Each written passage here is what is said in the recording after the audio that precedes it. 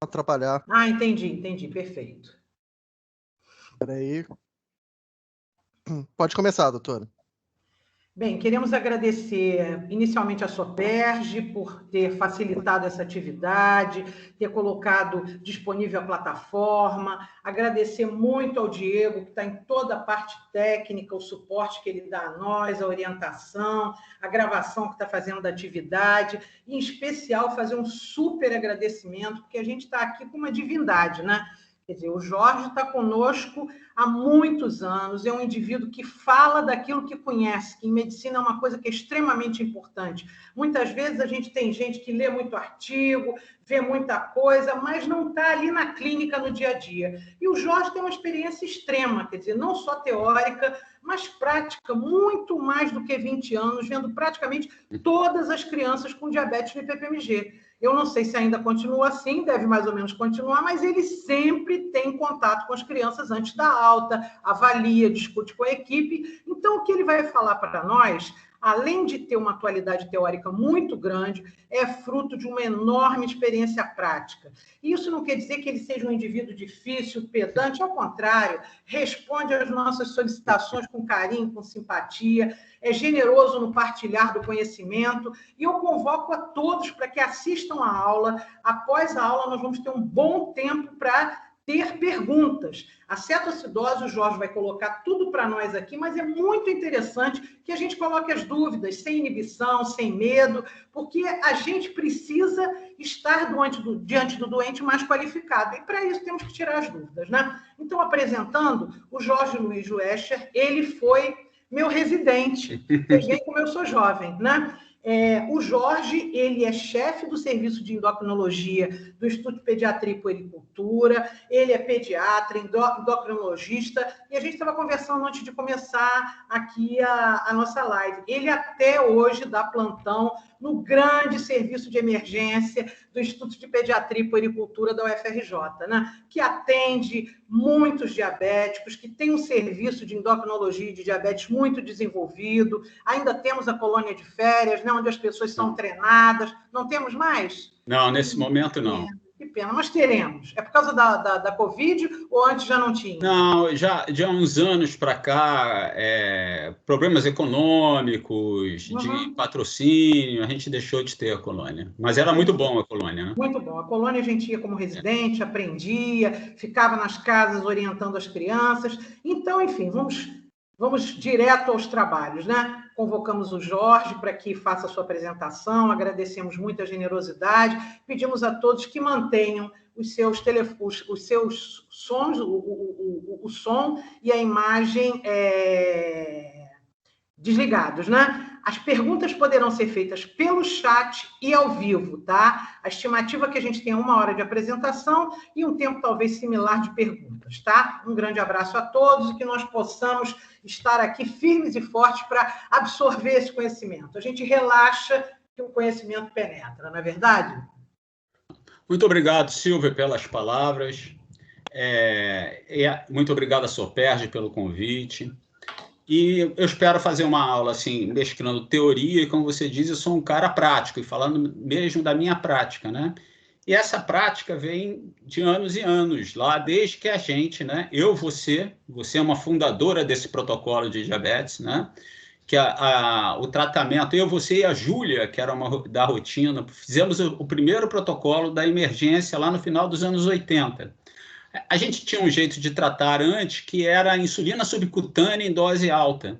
A gente começou um pouco com insulina venosa e misturava com insulina intramuscular. Não sei se você lembra disso. Uma coisa que a gente já não faz mais, insulina intramuscular. Mas aquele foi o passo inicial e depois a gente foi progredindo e eu confesso para você que é um motivo de orgulho ter esse protocolo, que muitos ex-residentes, muito aluno, dizem assim, tirei da cetoacidose, peguei a colinha do seu protocolo e deu tudo certo, né? Então, você também faz parte dessa história, a história do PPMG, da emergência e da cetoacidose. Que maravilha! Vou começar aqui.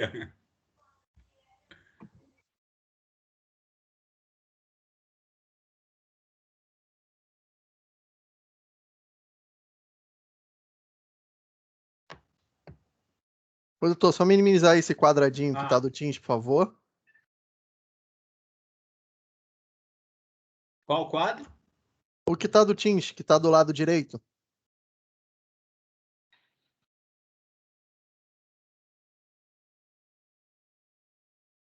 Ok. Aí bota aí modo de apresentação, por gentileza. Pois não. Tá. Então, Agora foi, pode ir, doutor. tá. Muito obrigado, hein? Vamos começar, então. Como eu disse, a gente vai ter uma parte teórica e uma parte prática, que a gente vai falar do protocolo em si, né? Então, como a Silvia disse, a gente tem muito diabético, né? Então, diabetes é muito comum na infância, né? Mais ou menos 1,7 em 1.000 crianças tem diabetes tipo 1, né? E apesar do Brasil não ter as maiores incidências de diabetes, né? A maior incidência de diabetes tipo 1 é no norte europeu, né? Noruega, Suécia, o Reino Unido, né? Finlândia é o maior país com maior incidência, que a incidência é maior de diabetes tipo 1, né? Tipo 15 mil, né? Em 15 em 100 mil. O Brasil tem, em termos de incidência, uma incidência de 9,7 por 100 mil. Mas, assim, como a gente tem uma população grande, a gente é o terceiro do mundo em números de diabetes tipo 1. Tá? Chama a atenção que o diabetes vem aumentando aqui, ó, a partir dos menores de 5 anos, que é uma mudança que a gente viu nos últimos 20 anos para cá. Tem aumentado, tem diminuído a idade do início do diabetes tipo 1. O que atrapalha porque são diabetes que ficam mais escondidos, né? E o diagnóstico é mais difícil. Infelizmente, o número de cetoacidose de abertura de quadro não diminuiu nos últimos anos, né? Em média, a gente tem 42,3% de crianças diabéticas que abrem um quadro em cetoacidose. É um número muito alto. Era desejável que a gente tivesse menor que 1/3 dos quadros, dos quadros de criança abrindo em cetoacidose. Nos diabéticos já conhecidos, a gente tem 1 a 10 eventos de cetoacidose por 100 pacientes por ano. Gostaria de chamar a atenção que muitas vezes o diabético chega a uma emergência em cetoacidose e o clínico ou o pediatra sempre pensa em infecção e passa antibiótico. Não, 75% dos casos de diabetes, de cetoacidose em crianças já previamente diagnosticada como diabetes é omissão de insulina, omissão no seu tratamento, não adesão, não é infecção. Cetoacidose é a principal causa de morte nos menores de 24 anos, no DM1, e também pode ocorrer no DM2. Cetoacidose é a maior causa de hospitalização em criança diabética. Aqui não é uma colônia de férias, né? Mas é uma reunião, uma festa de Natal, e nessa festa de Natal as crianças gostam mais de Papai Noel. Olha quanta criança pequena a gente tinha. Isso é lá no PPMG. Bom. Então, quem é de risco para ter cetoacidose? Eu não estou vendo o compartilhamento. Diego, está vendo? Você está compartilhando na tela? Estou vendo só você. Está compartilhando na tela sim, doutora. Tá, ok, mas vou tentar achar aqui, mas não tem importância não. Se eu não vir, não há problema nenhum. Tá, a senhora pode entrar e sair e entrar de novo, doutora. Tá pode bom. ser algum erro. Tá bom? Tá tudo certo, Diego? Tá, eu tô assistindo. Tá. Tô vendo. Tá. Você tá na parte do maior risco para ter isso. CAD, né? CAD, isso. Então tá. Continuamos, né? Então, qual é o maior risco de ter cetoacidose? Quem são as pessoas com maior risco de cetoacidose? Na apresentação inicial, os menores de 5 anos, né? Que o diagnóstico é mais difícil, vou falar depois. Baixo nível socioeconômico, as pessoas provavelmente não têm acesso ao hospital de maneira fácil, então acaba não indo ao hospital e atrasando o diagnóstico e entra em cetoacidose. E em países de menor incidência de diabetes tipo 1. Por exemplo, na Finlândia, que é a maior incidência de diabetes no mundo, é a menor taxa de apresentação de cetoacidose, porque todo mundo conhece alguém que tem diabetes tipo 1. Em diabéticos já conhecidos, a omissão de insulina é a principal causa. Tá? Então, normalmente são aqueles pacientes, aqueles pacientes piores, né?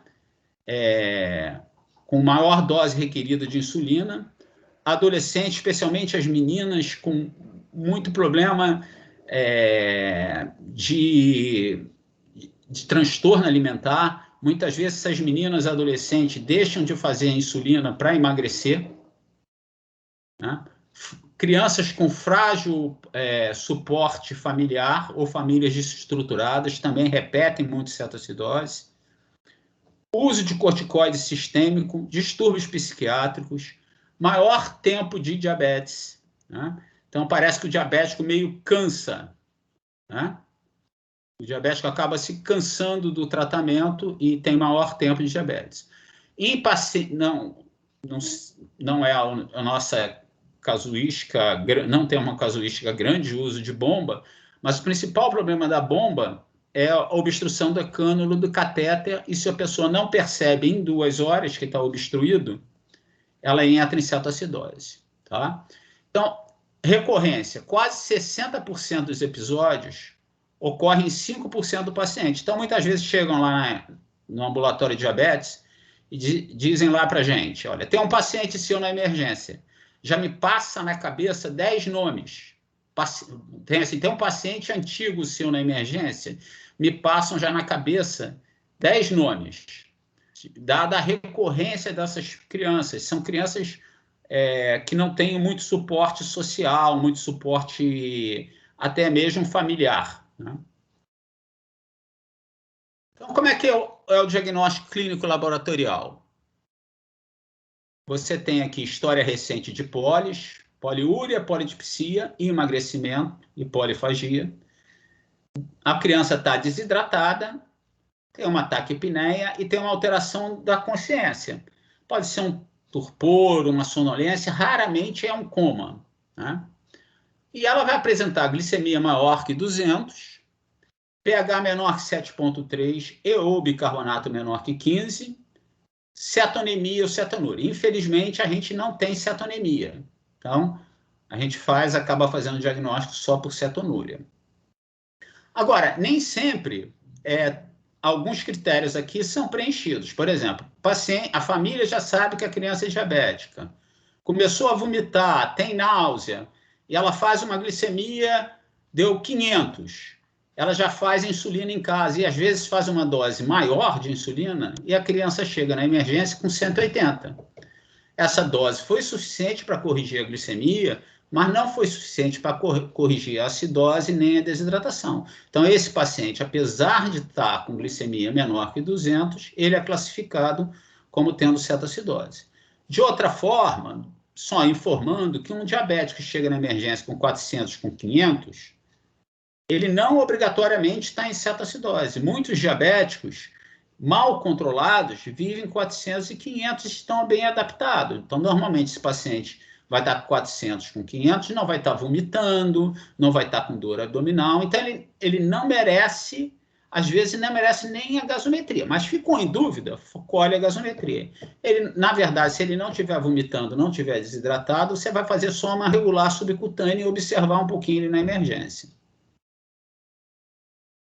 Existe uma classificação entre cetoacidose, classificada como leve, né, que o bicarbonato é entre 10 e 15, e o pH maior que 7,2. A moderada, o bicarbonato é entre 5 e 9, e o pH 7,1 a 7,2. E a grave, menor que 7,1 o pH, e o bicarbonato menor que 5. Essa classificação é usada mais para dizer que paciente pode ir para o CTI. Normalmente, o paciente grave deveria ir para o CTI. O que não ocorre muito, né, porque a gente tem pouca, no serviço público, tem pouca vaga de CTI. No serviço privado, até cetoacidose leve vai para o CTI. Bom, na fisiopatologia, a cetoacidose, você tem uma diminuição absoluta da produção de insulina e um aumento de contrarreguladores, né? Adrenalina, glucagon, cortisol e GH. Essa diminuição na insulina diminui a captação periférica de glicose E a diminuição de insulina, junto com o aumento dos contrarreguladores, fazem glicogenólise e gliconeogênese, né? Então, quebra proteína, quebra gordura e transforma tudo em glicose. Essa glicose elevada provoca uma diurese osmótica, acaba provocando desidratação, sobretudo quando associada a vômitos. Diminui a perfusão tecidual, produz uma acidose lática aqui, que contribui para a acidose.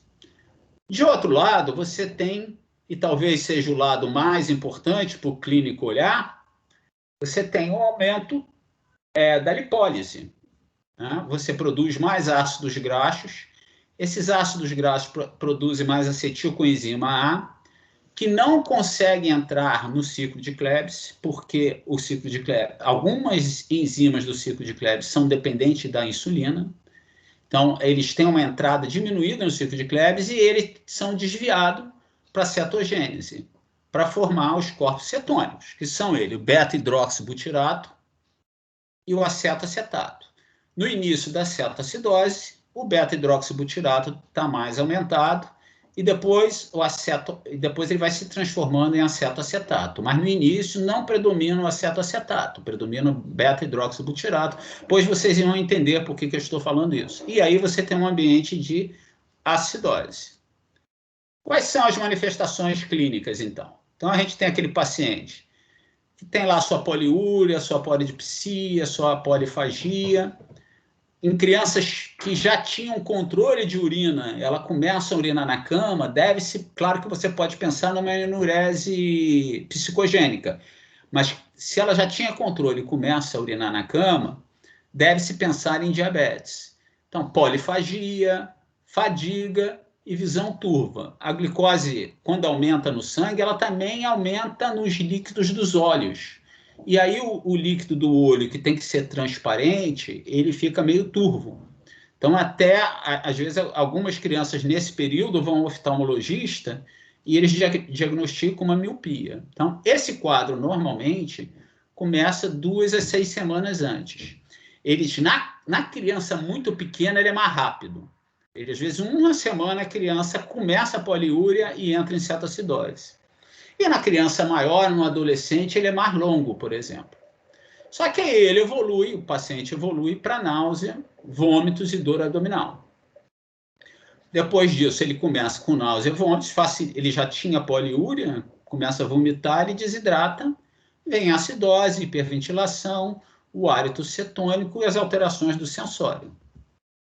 Bom, toda aula eu gosto de dizer isso aqui, né? Lactente, ou seja, criança menor de 2 anos tem diabetes. E está aumentando, né? Abaixo de 5 anos, já falei que está aumentando. E essas crianças têm um diabetes mais agressivo. Eles, entre o sintoma e a cetoacidose, é curto. Muitas vezes 1 semana mesmo. E o próprio clínico tem dificuldade de pensar na cetoacidose numa criança tão pequena. Então, o uso de fralda nessas crianças faz com que a família não perceba que elas estão urinando muito, né?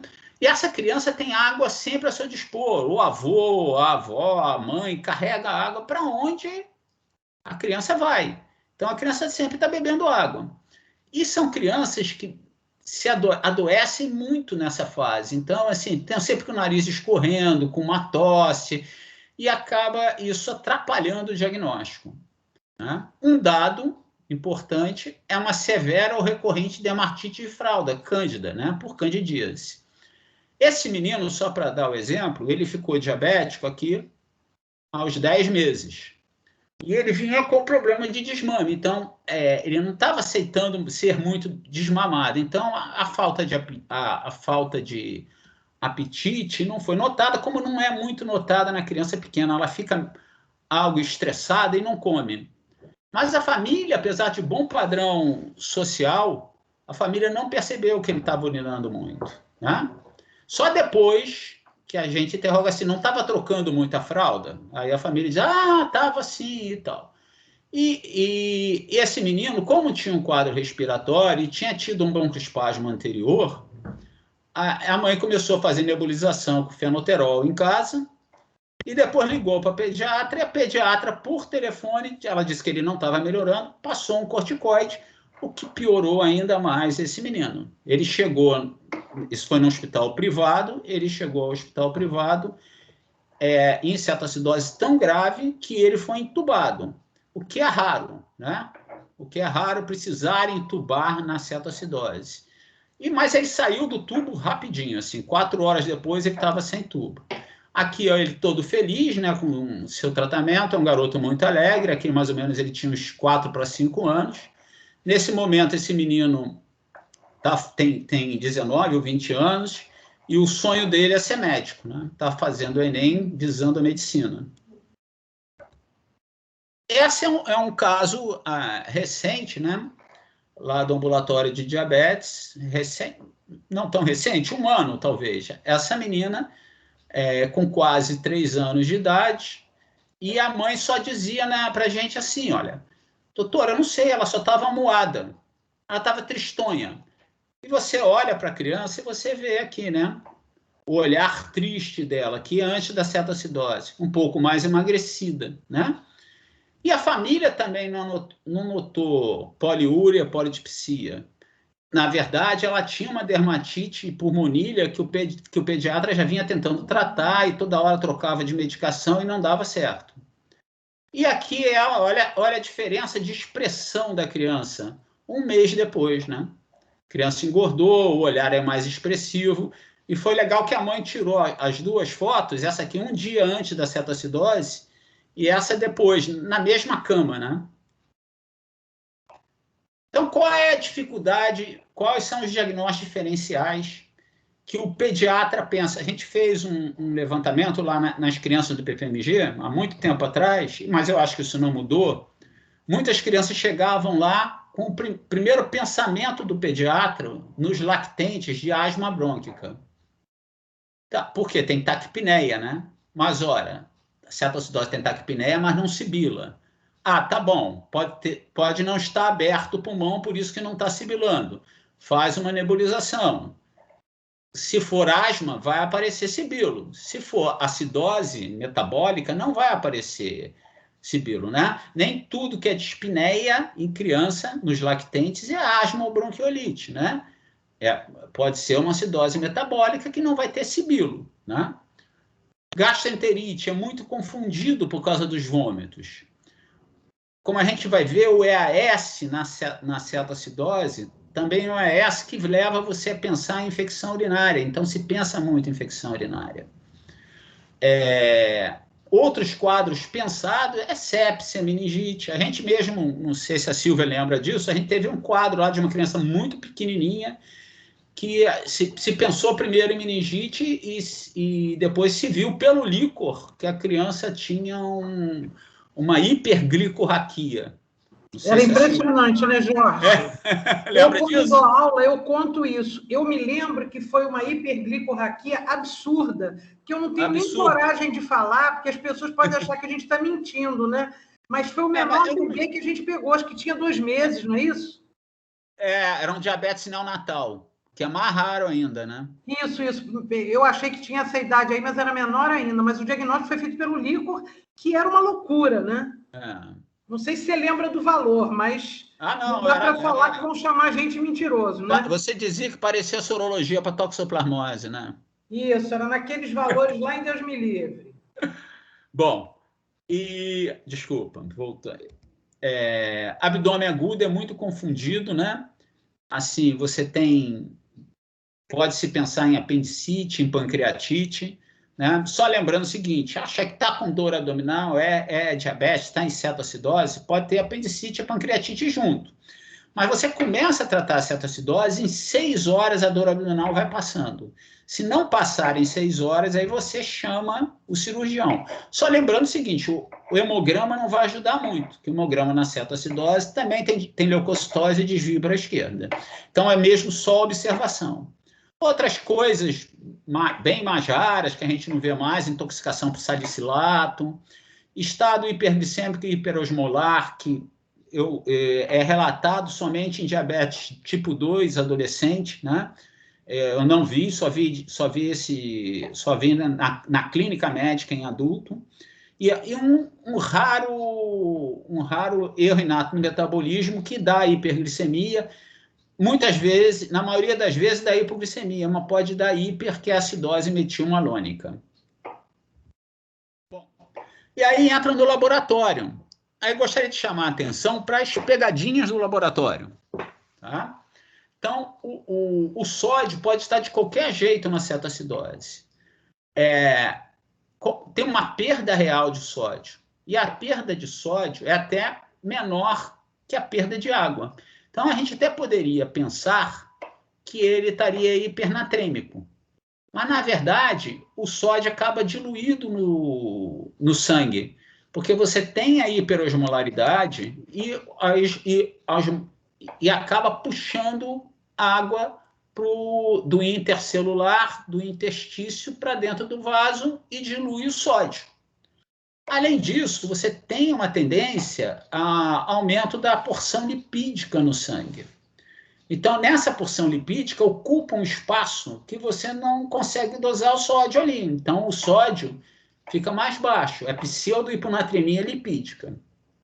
Existe uma fórmula, que é essa aqui, sódio real é igual ao sódio medido, mais 2 vezes a glicose menos 100, dividido por 100. Então, para vocês verem a dimensão disso, se eu tenho um sódio de 120, né, e uma glicose de 400, na verdade, esse sódio é 126. Já faz uma diferença, né? Normalmente, a gente consegue corrigir bem o sódio, porque a gente dá bastante sódio. Agora, é importante que o sódio suba, tá? É importante que ele vá aumentando, né? Se ele está no valor baixo, que ele vá aumentando, porque o sódio, na medida que você diminui as molaridades, que diminui a glicose, é importante que o sódio também não caia, porque aí vão ter 2 fatores para causar a hiperosmolaridade e facilitar o edema cerebral. Bom, os eletrólitos também na cetoacidose, você tem o potássio. E o potássio, você tem reserva corporal diminuída, mas normalmente, só lembrando, né? O potássio é um íon celular, né?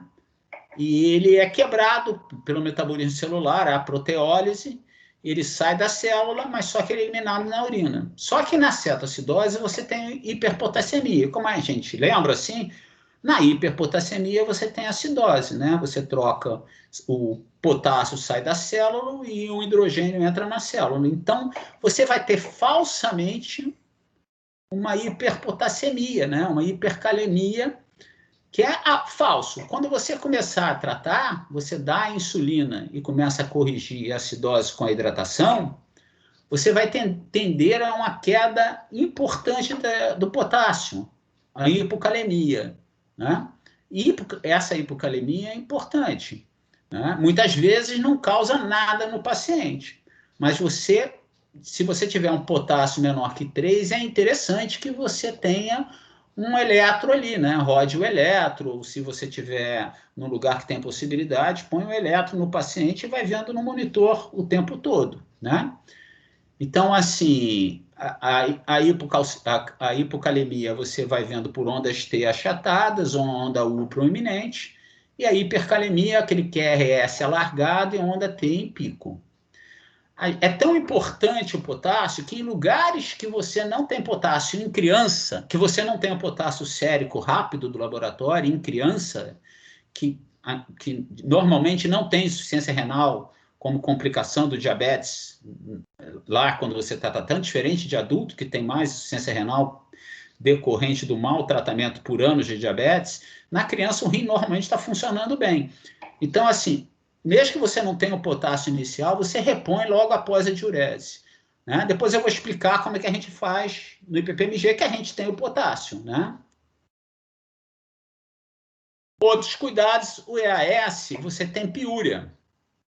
Então, densidade elevada, então não serve o EAS para você avaliar a desidratação. Você tem piúria e proteinúria. Sai tudo ali pela urina, né? A creatinina tem uma falsa elevação. A creatinina, por método técnico laboratorial, confunde com acetoácido. e aí você tem uma falsa elevação dela. A ureia é melhor para ver função renal na cetoacidose. Amilase e lipase também podem estar um pouco elevada. Então, se tem dor abdominal e suspeita de pancreatite, você vai suspeitar pela clínica mesmo, de dor abdominal, que não melhora com a hidratação, não melhorou com nada, e pode fazer uma tomografia, né? Mas não dá para se guiar para uma lipase e uma amilase. Hemograma tem desvio para a esquerda e leucocitose desvio para a esquerda, o que tumultua também você procurar infecção. Né? Então, o diagnóstico de infecção é muito mais clínico mesmo, né? De história clínica do paciente, exame físico. Cetonúria. Cetonúria você faz para diagnóstico, mas não serve para acompanhamento. Porque nas fitas de cetonúria, você mede o acetoacetato. Esse ácido acetoacetato, ele, no início da cetoacidose, que predomina o beta-hidroxibutirato e a acetoacetato está fraco. E depois, com o tratamento, o beta-hidroxibutirato vai diminuindo, vai sendo transformado em acetoacetato. Então, a cetonúria, que era 2 cruzes, o paciente melhorando vai virar 4 cruzes. Então, não serve para acompanhamento. O que seria bom é se a gente pudesse ter cetonemia, até no berço, ao berço do leito ali. No leito existe fita de cetonemia, né? E o ideal é que essa fita seja de beta-hidroxibutirato. A Abbott tem a fita do beta-hidroxibutirato. Mas, infelizmente, nos hospitais é caro, né? Desculpa, é caro, a gente não tem, né? E ela é mais acurada porque ela mede o hidroxibutirato, que está alto no início da cetoacidose, que vai normalizando. Ele até seria, junto com bicarbonato e pH, um ótimo controle para o tratamento. No diagnóstico, ele está maior que 3 miliosmol e na resolução ele está menor que 1. Você pode calcular o anion gap. Lá no PPMG, a gente não calcula de rotina o anion gap. Tá? Mas, se você vê que a cetoacidose não está evoluindo bem, você pode calcular o anion gap. Normalmente, na cetoacidose inicial, ele fica entre 20 e 30. Se no decorrer do tratamento ele ficar acima de 35, você pensa em acidose lática e, principalmente, pensa em infecção.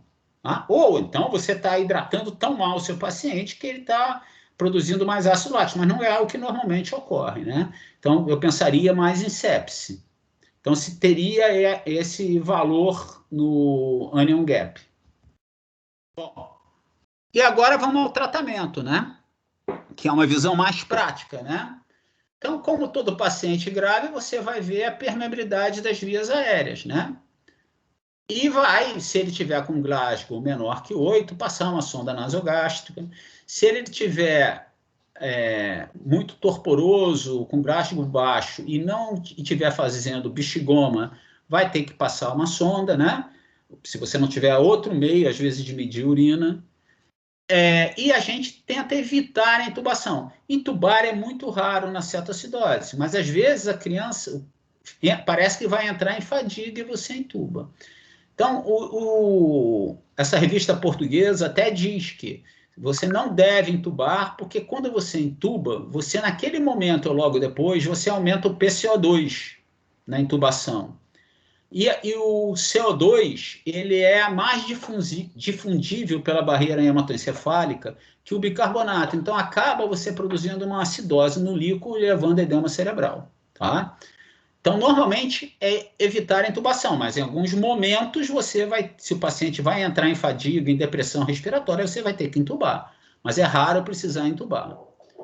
Você vai dar O2 suplementar, se o paciente estiver inconsciente, é choque, como qualquer outro paciente.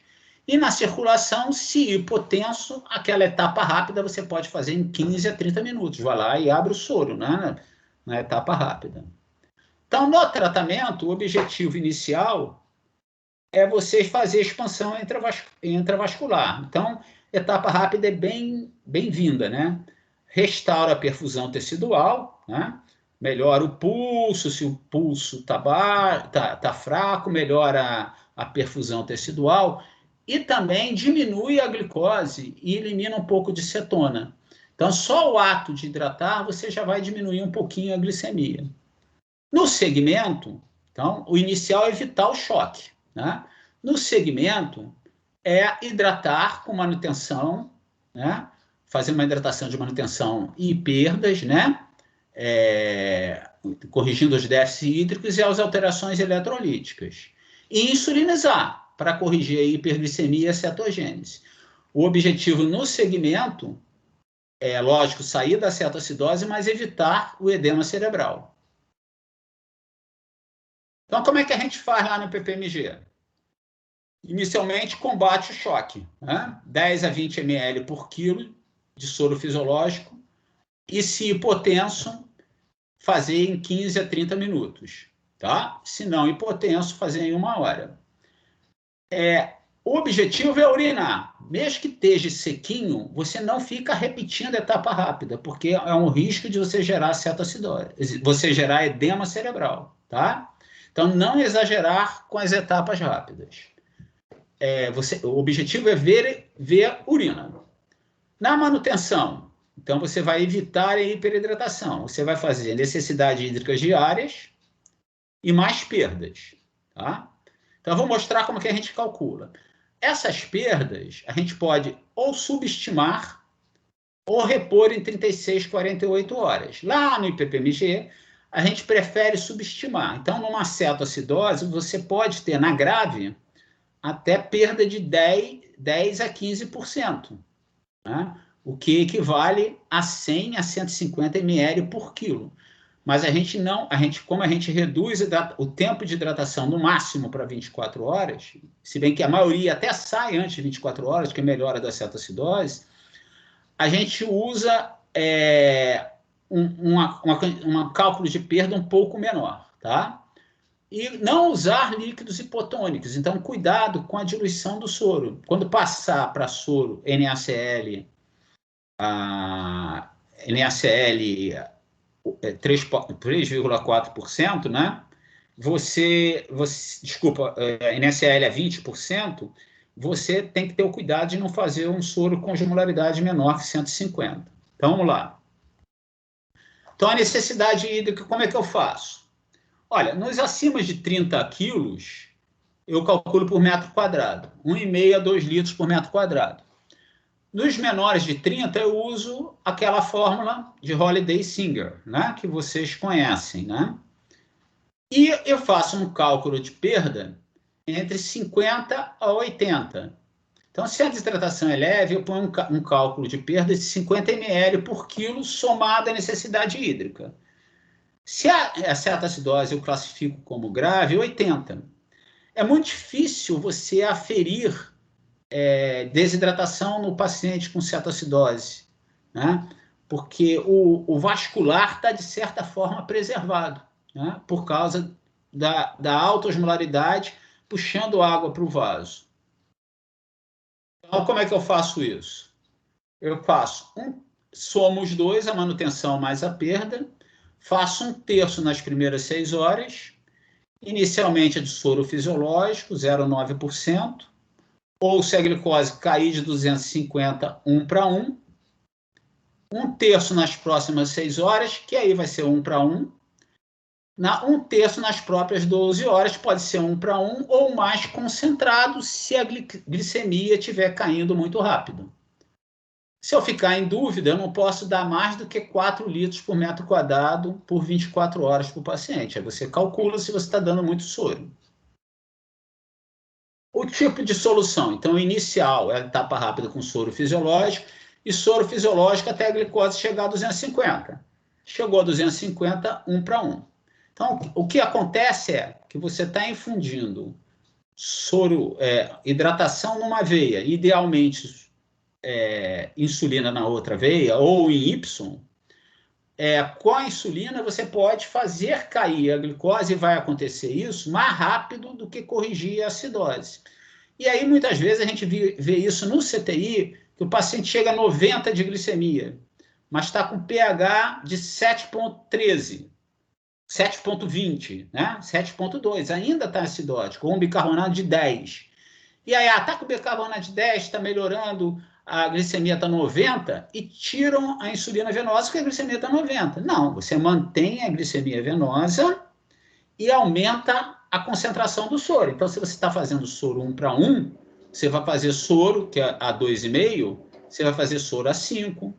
Se não melhor, se a continuar caindo muito rápido, ficando abaixo de 100 a glicemia, fazer soro a 7,5, fazer soro a 10 e uma vez só eu fiz soro a 12,5 num pequenininho lá que era ultra sensível à dose de insulina. Normalmente 5%, a maioria fica bem com 5%, às vezes você tem que fazer 7,5. Então, você vai titulando a concentração de glicose conforme a queda na glicemia. Então, se a glicemia cair mais de 100 miligramas por hora, é bom você, de repente, aumentar a concentração do soro, até corrigir a acidose. E o ideal é que, nessa fase, a glicemia fica entre 100 e 200, enquanto você estiver em acidose. Nem abaixo de 100, nem acima de 200. Depois eu explico como é que a gente faz a insulina. Então, vamos aqui ao potássio. Como é que a gente faz o potássio? Então, após diurese, se tiver menor que 4,5, 40 mEq por litro. Tá? Você calcula lá a hidratação. Vou fazer nessas primeiras 6 horas, deu 500 ml. Então, eu vou botar ali 20 mEq de cloreto de potássio. Se maior ou igual a 4,5, 20 mEq por litro. E se eu tiver o potássio inicial, se eu tiver o potássio ali naquela troca, né, que você vai iniciar potássio, o sérico, maior que 6, você aguarda. Tá? Espera ele baixar de 6 para você começar potássio. Lembro só que a gente pode ser mais agressivo com potássio na cetoacidose, que você vai dar a insulina e corrigindo a acidose, vai despencar o potássio. O sódio, repor com soro fisiológico, 0,9% ou 0,45%, né, com soro 1 para 1. E quando você passar o NaCl a 20%, usar a osmolaridade mínima de 150. Tá? Atualmente, até na maioria das hidratações em pediatria, está se fazendo 200 millimol por litro, mas a gente ainda faz 150. O fósforo. Normalmente, o fósforo tem o mesmo padrão do potássio. Ele é um íon intracelular, ele sai, você vai ter perda de fósforo, né? Só que ele é muito fácil de repor. Então, assim, quando começa a comer, você repõe o fósforo. Então, assim, a gente só faz, se tiver, por exemplo, num jejum, mais de 24, 36 horas sem comer. Aí repõe o fósforo. Repõe o fósforo também em patologia pulmonar associada, se tem uma pneumonia ampla. Porque o fósforo baixo, ele baixa 2,3 DPG, lá eritrocitário, lá dentro da hemácia. Então, com essa diminuição do 2,3 DPG da hemácia, ela tende a fixar oxigênio, não liberar oxigênio para o tecido.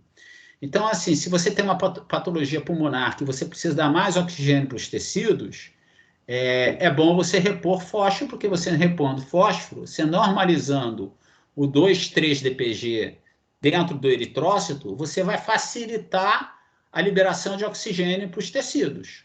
Tá? E a gente repõe fósforo quando você tem uma hipofosfatemia grave também, menor que 1. Por que a gente não repõe fósforo de cara? Porque a reposição pode gerar uma hipocalemia, tá? Lembrando que o fosfato de potássio é 25%, 1 ml tem 2 mEq. E aí você faz 1/3 do que você calculou de potássio de fosfato de potássio. Bicarbonato, em geral, não utilizar, tá? O melhor jeito de tratar a cetoacidose, o melhor tampão, né, é a hidratação e a insulinoterapia. Né? Com a insulinoterapia, os corpos cetônicos vão gerar bicarbonato endógeno, né, dos cetoácidos. Né? Usar bicarbonato também, você aumenta o risco de acidose paradoxal do líquor, está associado a edema cerebral e já tem gera uma tendência à hipocalemia, ao potássio baixar muito. Então, quando se usa, a gente usa após expansão, nunca antes de expandir o paciente, com pH menor que 6,9 e um bicarbonato menor ou igual a 5, num paciente que está meio instável, né? Instabilidade cardiovascular, né? E a gente usa 1 a 2 mEq por quilo em 1 hora, objetivando não pH de 7,3, objetivando pH de 7 e um bicarbonato de 5. Não usa aquela fórmula de correção que a gente faz, correção pelo base excess que a gente usa. A gente não usa nisso. É 1 a 2 mEq por quilo, tá? Mas, assim, é preferível não usar bicarbonato. O tratamento, como é que a gente faz a insulinização? A gente faz insulina regular IV e começa uma infusão contínua logo após, normalmente 1 hora após a hidratação. Porque é desejável que os tecidos estejam mais perfundidos, né? Logicamente, se você pegar um paciente que está em cetoacidose e enchimento capilar tá bom, até você pode começar uma insulina.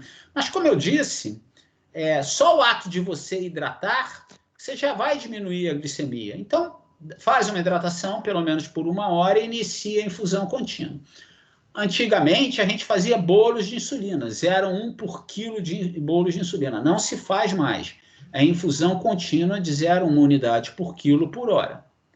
O objetivo é uma queda de 75 a 100 miligramas por hora, tá? E você tentar não deixar a glicemia ficar menor que 100. Então, não corrigiu a acidose, a glicemia começa a cair, você aumenta a concentração do soro, a taxa de infusão de glicose se aumenta. Como é que a gente prepara a solução no IPPMG? A cada 100 ml, a gente põe 10 unidades de insulina regular, tá? Então, 150 ml, por exemplo, estou dando um exemplo, eu ponho 15 unidades de insulina regular, mas eu posso botar aqui 550, né? E vou botar 55 unidades. Né? Só que antes de instalar no paciente, eu tenho que saturar o equipo de plástico. Então, eu tenho que passar a insulina, jogar na pia lá, a insulina, o líquido, né? Jogar externamente, sem estar o paciente, para lavar o equipo. Tá? Nessa solução, 1 ml tem 0,1 por quilo. Então, ela é interessante, essa solução, porque você não quer fazer 0,1 unidade por quilo hora, então você vai fazer 1 ml por quilo hora. Então, o paciente chegou em cetoacidose na emergência, tem 30 quilos, você vai botar essa insulina a correr 30 ml hora. Né? Então, o peso dele vai ser o 0,1. Metade do peso vai ser o 0,05 unidades por quilo. Lembrar o seguinte, a insulina em solução tem que trocar a cada 6 horas, tá? Então, a cada 6 horas você tem que trocar a insulina se ele continua, não deixar o frasco em solução mais de 6 horas. Então, como é que varia a dose de insulina? No início, pH menor que 7,3, bicarbonato menor que 15, uma glicemia maior que 250 a 300, a gente faz 0,1 por quilo hora e vai furando o dedinho a cada hora e colhendo gasometria a cada 2 horas. Quando o pH baixa de 7,3, ainda está menor que 7,3, e o bicarbonato ainda é menor que 15 em acidose, mas a glicemia baixou de 250, normalmente eu continuo com 0,1. Mas, assim, crianças pequenas, e principalmente muito emagrecidas, ela aqui podem ter uma sensibilidade maior à insulina e a gente pode diminuir para metade a infusão de insulina, fazer 0,05. Insulina subcutânea, eu vou só passar para subcutânea quando o pH estiver maior que 7,3 e o bicarbonato maior que 15 e a glicemia menor que 250. Então, como é que é a fase de transição? IV para subcutâneo. Então, quando eu desligo a insulina venosa, ela não dura mais de 8 minutos no sangue. Então, antes de eu tirar a insulina venosa, desligar a insulina venosa, eu devo aplicar 30 minutos antes uma dose de insulina regular, pode ser a regular ou pode ser a Humalog, né, a Lispro, qualquer dessas, os análogos rápidos de insulina, e aplico normalmente 0,1 unidade por quilo, tá? E aí aplico e digo assim para a enfermagem, daqui a meia hora você desliga a infusão de insulina, tá? E eu gosto de fazer essa transição para não dar hipoglicemia com o paciente comendo alguma coisa. Então, às vezes, ele tem esse critério na madrugada de você fazer a transição. E ele fica muito instável. Então, você pode deixar a infusão de glicose e de insulina até de manhã e fazer a transição de manhã. Mas se você é um plantonista, algo ansioso, estressado, você pode alimentar a criança na madrugada com alguma coisa e fazer a transição no meio da madrugada, tá? E depois que você transicionou, você mantém uma insulina regular de 4 em 4 horas, ou uma rápida de 4 em 4 horas, ou antes das refeições. A gente ainda usa um método de 150, mais ou menos faz 0,1 por quilo. Então, aquele paciente que tinha 30 quilos, ele mede a glicemia e faz 3 unidades. 200 a 299, aí vai aumentando para 4, 5 e 6. Tá? Fica de 4 em 4 horas enquanto ele não estiver comendo. Se ele estiver no soro glucosado, ele não conseguiu ainda se alimentar. Mas se ele estiver se alimentando, passa para antes das refeições. A alimentação, quando iniciar? Normalmente a gente espera a acidose corrigir, mas tem criança que fica tão bem com uma cetoacidose leve, né? Com pH de 7,2 bicarbonato maior que 15, e que está com fome, não está vomitando, e a sua glicemia está boa, que você pode dar algum alimento para ela ali. Só que quando você dá esse alimento, pode ser que até você tenha que aumentar um pouquinho a infusão de insulina para compensar esse alimento extra que ele está tomando. E como é que eu faço a basal na transição? Normalmente NPH, né, que o governo dá, que tem na maioria dos hospitais públicos. A gente faz lá na IPPMG meio por quilo, né? Desculpa, que está errado, hein?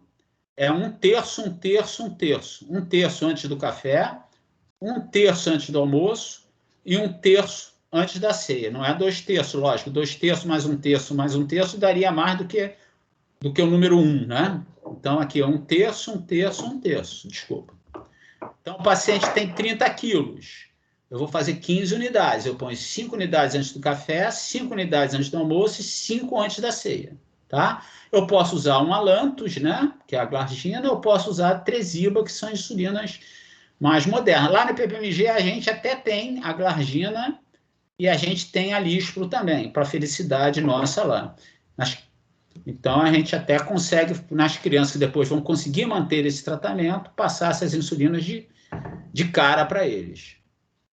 A monitorização é o mais importante. A Claudinha, que foi a minha chefe, que a Silvia conviveu com ela, dizia assim, olha, a melhor coisa que tem para tratar o diabetes é sentar na cadeira e observar ele. Realmente né? Então, assim, você olhar sinais vitais, observação neurológica horária, né? Então, a gente trata lá na emergência cetoacidose, porque a gente tem uma emergência que a gente consegue vigiar, uma enfermagem muito treinada, então a gente consegue, mas é meio difícil na maioria das emergências, então por isso que muitas vezes a criança vai para o CTI, né? Mas dá para tratar em serviços de emergência bem organizado, dá para tratar na emergência. Glicemia capilar de hora em hora, depois você pode passar para 2 em 2 horas, eletrólise e gasometria cada 2 ou 4 horas, cetonúria só serve para o diagnóstico, não serve para o acompanhamento, e não repor diurese, que você vai acabar causando edema cerebral.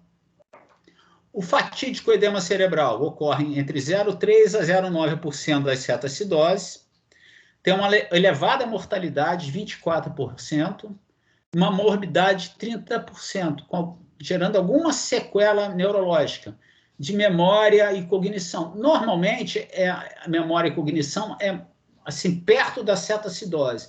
Depois eles vão melhorando, mas tem até paciente que fica para a vida inteira com distúrbio da memória. Tá? A maioria é logo assim que sai da cetoacidose. A etiologia do edema cerebral agora virou isso aqui, né? Muita interrogação. Durante muitos anos, a gente tinha a teoria dos osmose diogênicos cerebrais, né? Então, no início da cetoacidose, você tem o vaso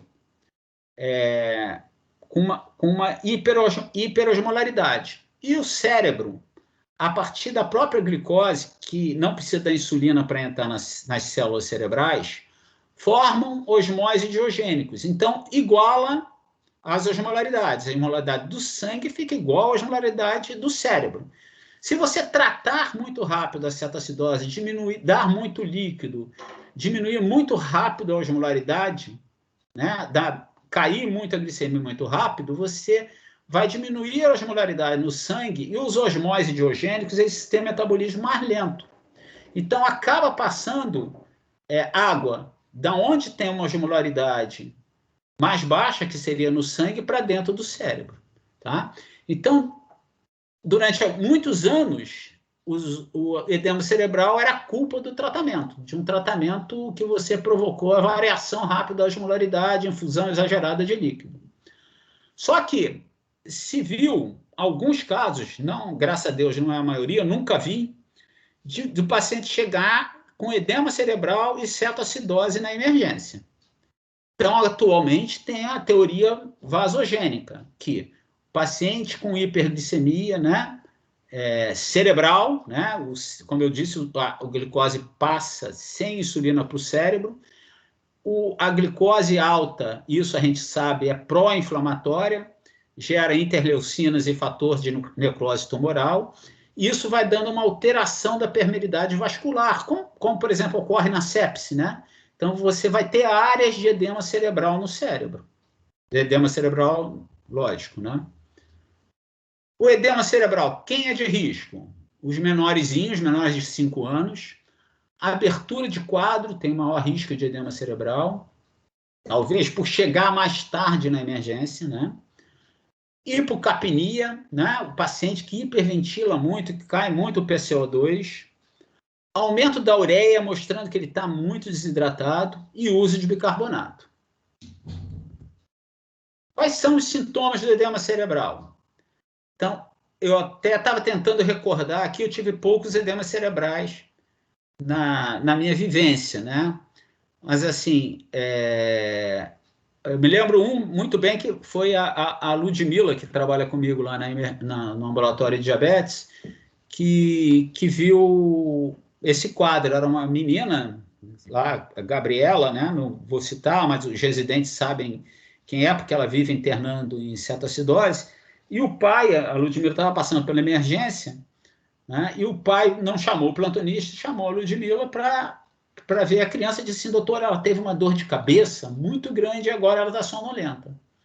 E é assim mesmo, a maioria dos casos que a gente viu era uma cefaleia que começava pouquinha cefaleia e ia com uma dor extrema, e depois a criança caía no sono.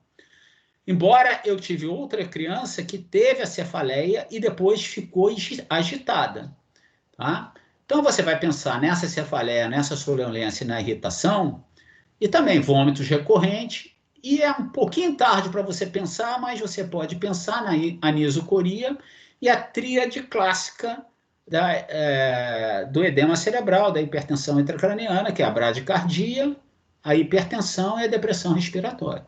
Logicamente, você deve pensar antes. E pensou, você faz manitol, tá? Então, faz manitol, não espera imagem, tá? Não dá tempo, é melhor você fazer logo o manitol. 0,5 a 1 grama por quilo, né? Em 10 a 15 minutos, repete em meia a 2 horas, tá? Outra alternativa é o salgadão, né? E se preocupar, dar uma restrição hídrica, né? Assim, não restringir muito, voltar ao normal, reduzir a HV para 2 litros por metro quadrado. Muitas vezes não precisa entubar. Se você entubar, não fazer hiperventilação como se fazia antigamente. Os resultados da hiperventilação são ruins. Então, cuidados no manejo da cetoacidose, encerrando, né? Mais ou menos encerrando. A hipopotassemia, evitar a hipotassemia, então, iniciar potássio assim que o paciente urinar, A hiposmolaridade, trabalhar com ou soro fisiológico, soro 1 para 1, ou soro sempre com osmolaridade acima de 150. Evitar hiperidratar o paciente, evitar a rápida variação da glicemia. Então, se for preciso, aumenta a concentração de glicose e o uso de bicarbonato. E o perigo é o edema cerebral. Então, plagiando o que eu aprendi com o Dr. Roberto Ares, lá na enfermaria do IPPMG, que ele dizia que a febre reumática lambe as articulações e morde o coração, eu bolei esse slogan aqui, né? Cetoacidose diabética mata. Na verdade, pode matar, né? Seca o corpo, porque desidrata, e enche o cérebro, para chamar a atenção da tendência ao choque inicial e ao edema cerebral posterior. Isso eu bolei, a Silvia foi nosso amigo Paulinho, né, que foi durante muitos anos nosso emergencista, né, e que tinha diabetes, né, e que ele era muito gozador, ele ficava reclamando de mim porque eu mandava fazer, colher gasometria de 2 em 2 horas na madrugada. Eu falei, Paulinho, eu vou te dar um negócio. Aí dei isso para ele. Falei, Paulinho, toma aqui, ó, agora é isso aí. Mas ele trabalhava direitinho, o plantão funcionava direitinho, só que ele reclamava de brincadeira, né? Ah, você não me deixou dormir a noite inteira, Jorge. Gasometria de 2 em 2 horas, onde se viu? Bom, para terminar, falando um pouquinho de prevenção, né, de cetoacidose. Então, esse trabalho na Austrália, né, são 2 lugares na Austrália, em Gosford, que fez a intervenção. Foi uma intervenção por 2 anos, que fazia educação na escola, educação nas creches, e na Austrália tem muita piscina, né, onde as crianças nadavam também com os professores de educação física, e fornecia fita de glicemia para os consultórios médicos, fita de glicemia para os consultórios médicos, e inclusive fita de cetona, que a gente não tem aqui, né? E a frequência inicial de cetoacidose, que era 37,8 nessa cidade, diminuiu no final para 13,8%. Tá? E nas outras duas cidades, Newcastle e Sydney, que são as cidades até maiores, né? Ela não variou, né? Ficou 37,4, depois de 2 anos continuava 38,8, onde não foi feita intervenção, não variou. Tá? Como é que prevenção de novos casos? Maior informação sobre o diagnóstico de DM1 na comunidade, né? Então, como eu disse, por exemplo, na Finlândia, né, que tem muita cetoacidose, na Noruega, todo mundo conhece, a população conhece diabetes tipo 1. Então, faz o diagnóstico antes da cetoacidose. E outra medida de prevenção é isso que a gente está fazendo aqui, né? E parece que foi muito citado cetoacidose para ter aula. Então, muito bom, porque a gente está fazendo fornecendo maiores informações profissionais da saúde. E para evitar recorrência nos casos diagnosticados, infelizmente, a gente tem poucos centros multidisciplinares de diabetes, né? E assim, voltado para a criança, né? Criança é outro mundo no tratamento do diabetes. Então, é preciso ter centros com endócrino, de preferência endócrino pediatra, centros com nutricionista, psicólogo, assistente social, né? Para você poder dar educação continuada no diabetes, ensinar que nos dias de doença, eu digo isso para os residentes, bateu na emergência, com dias de doença, com uma amidalite, está com glicose muito alta, aumenta 1 ou 2 unidades da insulina rápida dele, né? Alertar para os possíveis sintomas iniciais, né, para a família, né? Olha, se ele começar a vomitar, pode ser porque ele comeu alguma coisa ruim, mas faz a glicemia dele. Se ele tiver com insulina, se ele tiver com glicose alta, mesmo vomitando, se aplica insulina. Porque, na verdade, a mãe vê a criança vomitando, está com a glicemia de 300, ela não quer aplicar insulina, mas é para aplicar, né? Comunicação com a escola, assistência à família, né? A família é o principal fator, né? Boas famílias encarando bem o diabetes, aceitando do ponto de vista, tendo uma visão positiva do tratamento, levam aos melhores resultados do diabetes tipo 1. Contato fácil com a equipe e ajuda de saúde mental em casos de depressão e transtornos alimentares. depressão e transtornos alimentares no diabetes tipo 1 é 2 vezes maior do que na população em geral. Então, muito obrigado. Eu cito esses artigos aí que vocês podem ler, né? Tem Up to Date, tem esse protocolo de cetoacidose da Sociedade Portuguesa de Pediatria, tem alguns livrinhos que eu escrevi aqui, até com o meu amigo Daniel Gilban e com a Renata, né? Então, tem muitos lugares que podem. Essa aqui é minha filha, que tinha 2 anos na época, mas eu adoro essa foto, então eu só fico repetindo essa foto. Agora ela está com 14 anos. Muito obrigado, hein?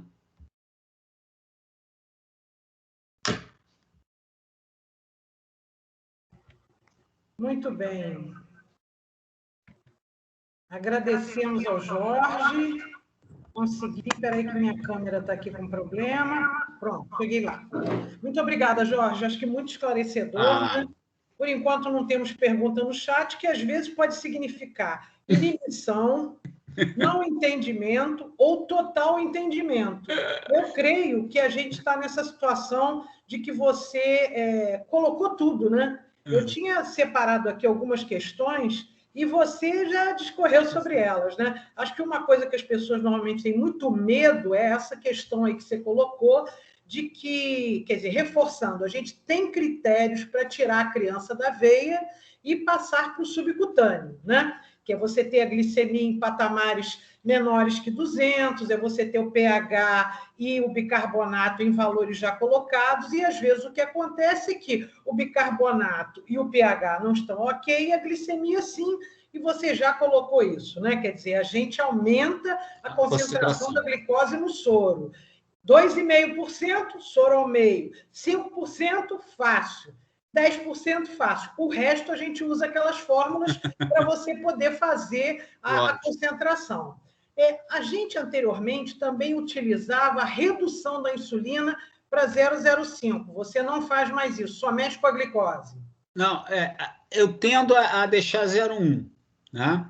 Assim, eu acho que na maioria das crianças escolares, a não ser que seja um escolar muito magrinho, né? Com muito pouca massa muscular, eu faço 0,05. Nos pequenininhos, você pode passar para 0,05, tá? Mas normalmente eu gosto de manter uma boa insulinização, porque a insulina é que vai reverter a cetogênese, né? Então, eu gosto de manter uma boa insulinização e aumentar a concentração de glicose. Mas nos menores de 6 anos, eles às vezes fazem muita hipoglicemia e você tem que ir aumentar a concentração. Então, chega um ponto que a gente diminui para 0,05. Perfeito. Uma outra questão que eu também queria colocar é o seguinte, quer dizer, anteriormente, o excesso de líquido, ele era muito correlacionado com edema cerebral, e hoje em dia já não é mais. Mas, de qualquer forma, a gente também tem muito cuidado com a hiperidratação, né? A hiperidratação, pela grande variação em osmolaridade, pode causar problemas. E, apesar da gente ler isso, você sabe que lá no fundo da minha alma, eu não consigo acreditar que você, hiperidratando e variando tanto a osmolaridade, você não tem algum fator de risco, né?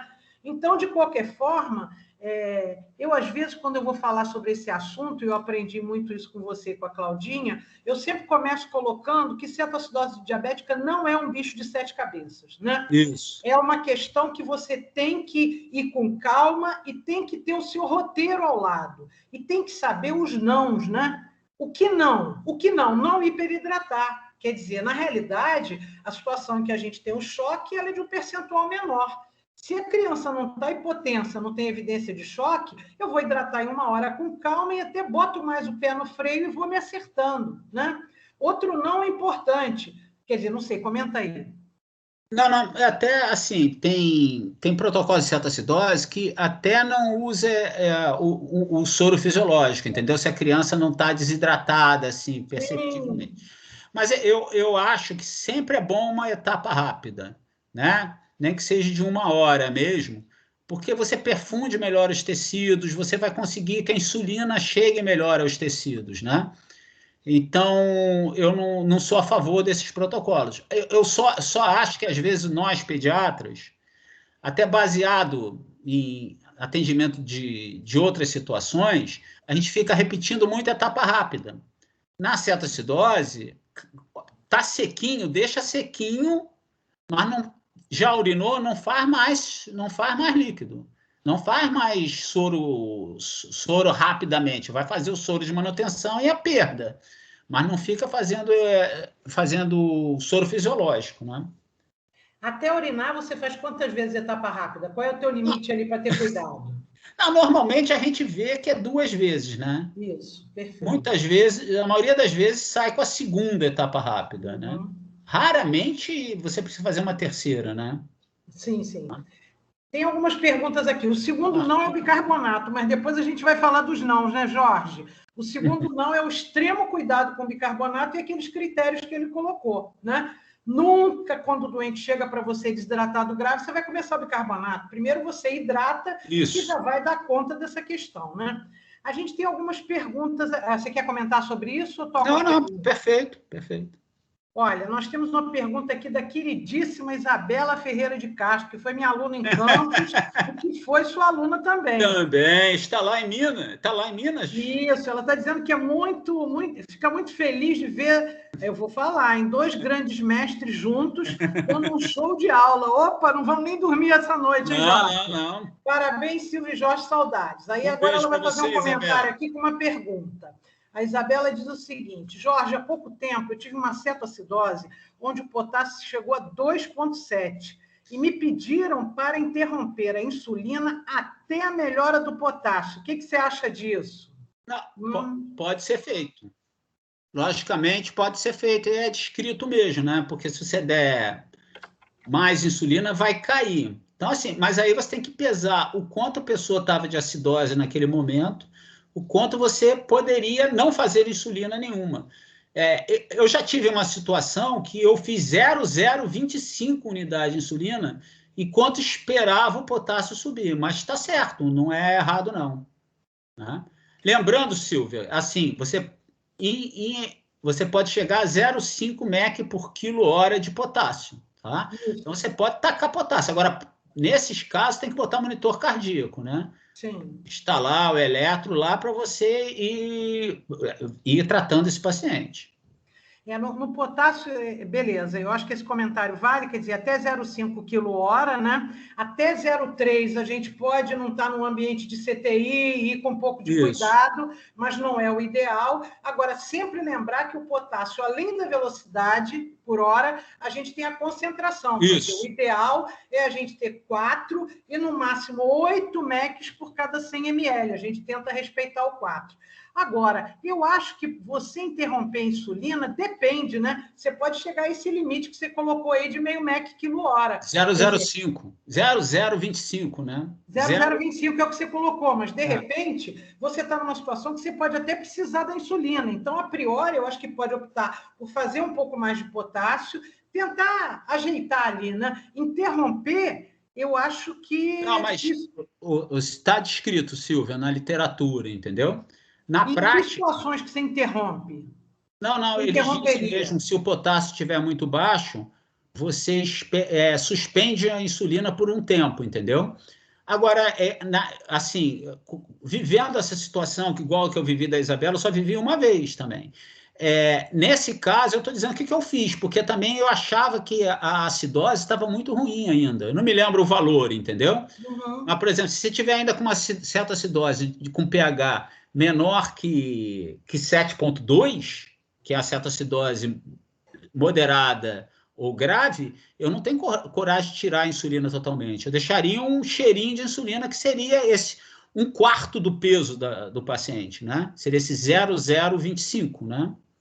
Tá? E a outra coisa é o seguinte, quer dizer, se a gente está em acidose com um potássio baixo, assim que ela for corrigida, nossa, esse potássio vai lá para baixo, né? Então tem que tomar cuidado e essa reposição ser mais, de uma forma mais importante, né?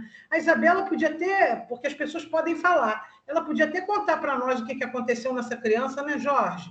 2,7, mas em que momento? Quando é que estava acontecendo isso? Só para a gente ter uma ideia, porque é uma situação rara, né? Dá para falar, Isabela? E ela já saiu, já foi comer pão de queijo. Que nada. Estão me ouvindo? Olha aí, ó. Ela é da nossa turma, Jorge. Nós que ninguém podemos. Ela falou que ela reduziu, mas não teve coragem de interromper. Fez igual que o mestre me ensinou. Não estava aparecendo esse pedaço. Conta aí, Isabela. Essa, na verdade, era uma menina de 14 anos, né? Então, quase uma adulta. E que, infelizmente, o diagnóstico demorou muito para até sair o diagnóstico de cetoacidose, que eu moro no interior e as coisas são um pouquinho mais difíceis. E essa criança, quando eu cheguei no hospital, ela estava sendo entubada, né? Que também não é uma recomendação muito... Mas o Glasgow dela já era 8 nesse momento que eu cheguei. E que ela estava sendo entubada. E aí, as dificuldades do interior. Aí, acesso que não tinha, ela estava desde 5 horas da manhã no hospital e isso já era 1 hora da tarde. Eu gosto de relatar para as pessoas verem as dificuldades do Brasil, né? É uma cidade do interior, mas assim, tem uma universidade boa, não era para ser tão arcaico assim. Mas a infusão de insulina, você lembra quanto você fez? Você fez 0,1 ou reduziu para 0,05? Não, aí nessa hora que eu cheguei, que a gente conseguiu pegar o acesso, que conseguiu fazer a expansão, a primeira etapa rápida de verdade, que até então... Estava sem nada, né? Sem tratamento nenhum, né? Sem nada. Só tinha entrado 700 ml de soro. Ela tinha uma gaso, de antes de começar, de pH 7,2 e acho que BIC de 8, mas aí nesse momento o bicarbonato já era 2 e o pH 6,8. Aí conseguimos começar a expandir. Aí ela fez uma taquicardia, precisou repor bicarbonato para fazer uma reversão de taquicardia, porque o potássio realmente caiu, porque tinha começado a infusão de insulina, mas a infusão de insulina parou no meio da confusão. Insulina mesmo começou a entrar 4 horas, quando chegou a cardiopediatra, e que falou assim, não, vamos parar, o que nós vamos fazer com essa insulina? Eu falei, não, parar não tem como, nós precisamos tratar essa menina que a cetoacidose está gravíssima. Aí eu diminuí. Eu passei para 0,05 e a gente fez uma reposição de potássio maior. E aí a gente conseguiu... Vocês repuseram de potássio, hein, Isabela? Ai, Silvia, agora eu não vou lembrar, que foi tanta confusão que a gente arrumou. Sim, imagino. Eu tô aqui nervosa. Não, aqui, eu olhava para a menina e falava assim, essa criança vai morrer por uma falta de soro fisiológico. Não. E não tinha jeito, né? Quer dizer, fez o bicarbonato, mas assim, o bicarbonato podia baixar mais ainda o potássio, né? Isso que eu estava pensando aqui. Que situação. Mas assim, não tinha como, porque ela tinha que reverter o ataque dela. Certo. Aí, mas o potássio chegou, acho que a 2,2, aí depois a gente conseguiu com a reposição chegar a 2,7, e ele se manteve um tempo a 2,7, mas não caiu mais. Porque a gente fazendo a reposição, mas eu não deixei de parar de infundir insulina, não. E aí a acidose mantendo, né, um pH 6,8, 6,9, e o chegou a 8 e quiseram dialisar, mas a gente da pediatria não deixou. Porque estava com a gente no CTI adulto daqui, mas aí 4 horas da manhã ela estubou sozinha e falava o nome dela, sabia quem ela era e ficou bem. Os milagres da pediatria. Mas aqui, ó, foi um aperto, viu? Imagino. Esse pH de 6,8, Isabela, foi antes de começar o tratamento. Ela estava sem veia, né? Foi. Nas dificuldades de conseguir tudo, precisamos repor potássio no dia seguinte. Não tinha em Viçosa solução de potássio. Que isso, gente? De potássio e fósforo, desculpa, porque o fósforo ficou baixíssimo, ele manteve baixo. Aí a gente conseguiu transferir ela para Belo Horizonte. E agora eu acho que tá bem. Eu acho que vale chamar a atenção o seguinte: essas situações gravíssimas são de uma raridade incrível, né? Isabela já pegou a moeda podre aí, quer dizer, provavelmente nos próximos anos da sua vida você deve estar aí protegida, embora o raio às vezes caia no mesmo lugar. Mas saber com as pessoas que a gente tem, em geral, situações que são controláveis. E eu acho que a outra coisa que é importante é essa situação que o Jorge chamou a atenção. Tem que pensar em fazer o diagnóstico.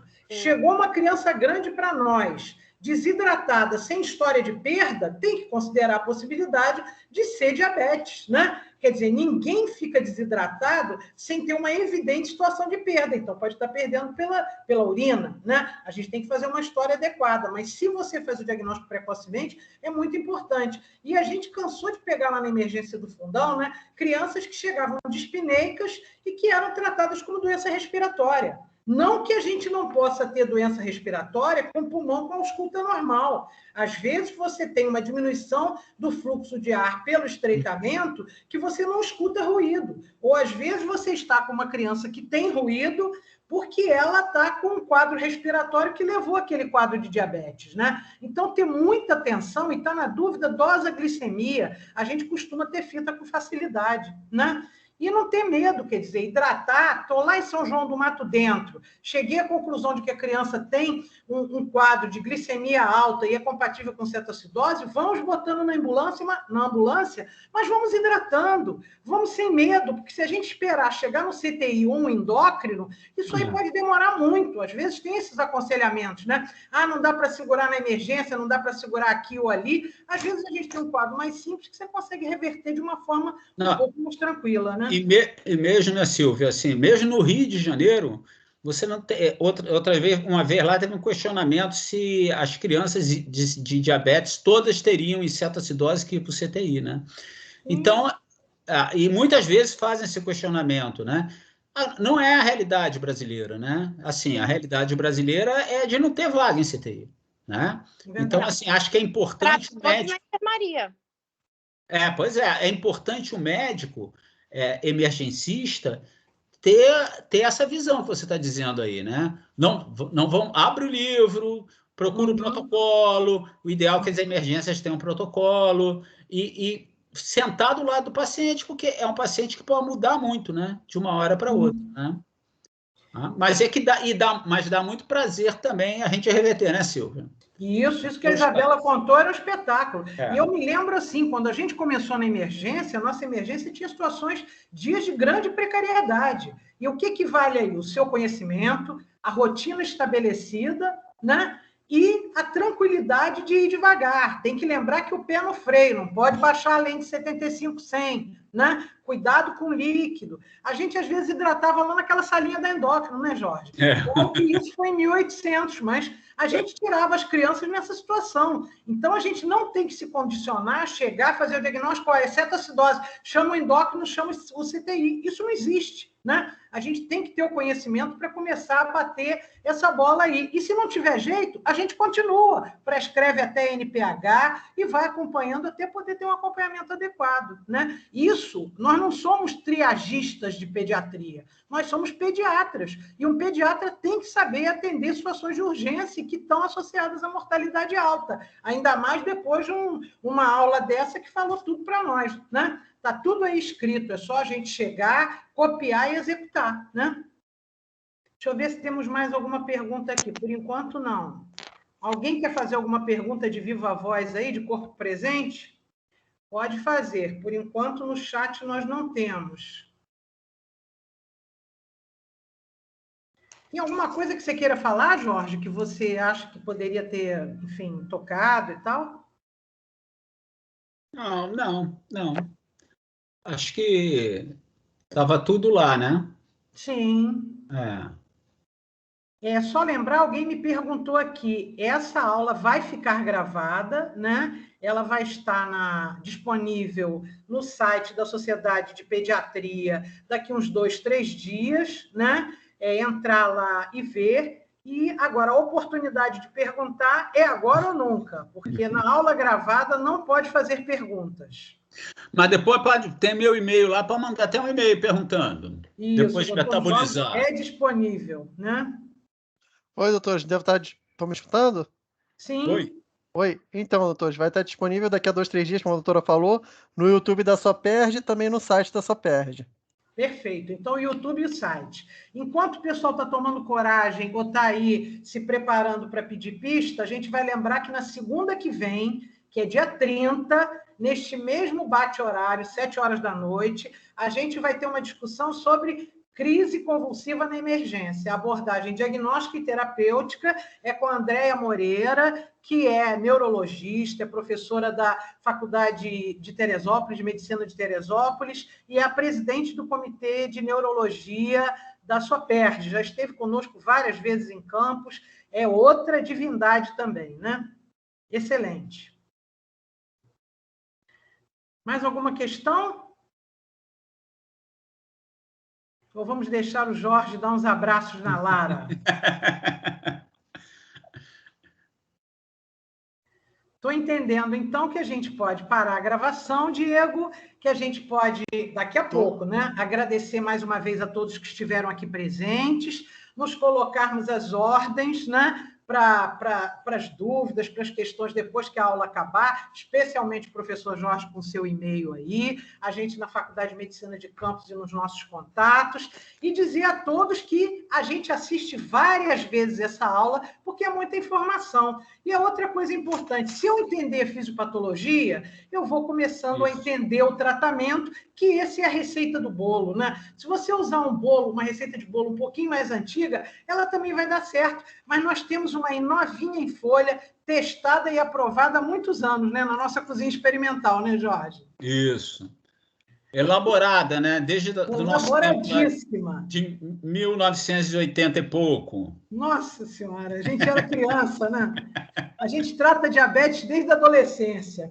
Muito bem, queridos. Então, uma boa noite a todos. Um agradecimento especial ao Diego, em especial um agradecimento imenso ao Jorge, uma alegria enorme de estar aqui, sempre aprendendo, porque ele sempre traz novidade. Olha só, não poderia recusar um convite da minha chefa, minha eterna chefa. Olha só, isso é uma honra. Eu agora que estou aqui só fazendo as malemolências, né? Então, uma boa noite a todas, muitas felicidades. No YouTube e no site a gente tem a aula disponível. Jorge, com você eu deixo aí as palavras finais para você se despedir. Eu que agradeço, acho que a Soperj, né? Eu acho que, como estava naquele praticamente último slide lá, a gente tem que falar para os médicos, falar para todo mundo sobre cetoacidose, né? A gente tem que falar de diabetes para todo mundo para evitar a cetoacidose, né? E falar de cetoacidose para evitar os possíveis erros, né? Então, eu acho que a situação ainda não melhorou, Silvia, nesses anos todos, para a gente diminuir a frequência de criança que abre em cetoacidose. Ainda é muito alta ainda, né? Quer dizer, a suspeição clínica de diabetes antes da cetoacidose ainda é baixa, né? Infelizmente, né? Sim. Bom. É isto. E o Diego está confirmando aqui a minha observação. Nós chegamos a 105 participantes. Oh, que bom! Agora, nesse momento que nós estamos aqui, 8h30, o pessoal chegando em casa cansado, estamos em torno de 70. Então, nós temos que parabenizar. A Norte Fluminense, ela é distante, mas ferrenha, né? Tem sempre uma grande participação. Um abraço a todos. Um abraço. Fiquem bem. Saúde, usem máscara. Todo mundo. Cuidem, né? Um abraço. Um abraço. Estou parando a gravação, tá, doutora? Ok, um abraço.